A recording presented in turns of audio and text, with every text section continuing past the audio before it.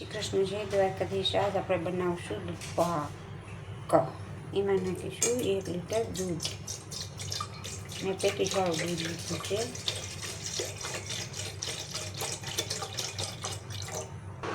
હવે નાખશું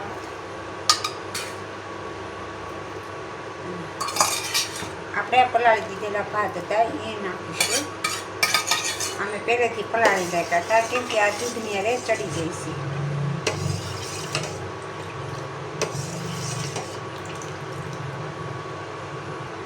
અડધી કટોરી ખાંડ લીધી છે.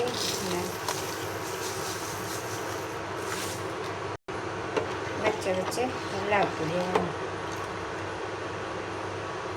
હવે આપણે લઈશું ડ્રાયફ્રૂટ. આ લીધા છે બદામ. હવે આપણે લઈશું કાજુ.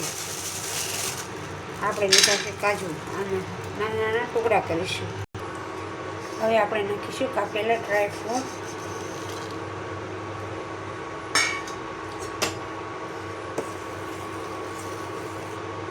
પછી આને આપણે પકાવશું. હવે પાકને પાકી જ ગયેલો છે પણ હવે નાખીશું આપણે એલચી.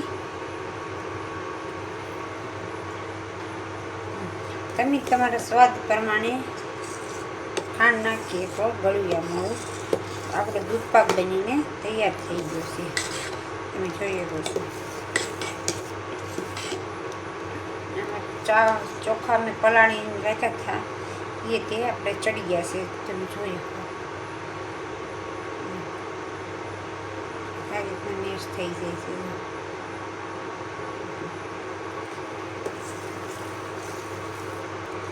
આપણો દૂધ પાક બનીને થઈ ગયો છે તૈયાર.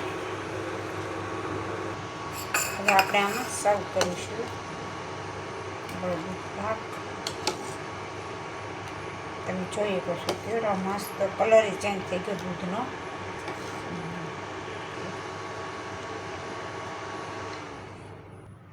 આપણો ગરમા ગરમ દૂધ પાક બનીને થઈ ગયો છે તૈયાર. મારો આ વિડીયો ગમે તો લાઈક કરજો, શેર કરજો અને સબસ્ક્રાઈબ કરજો.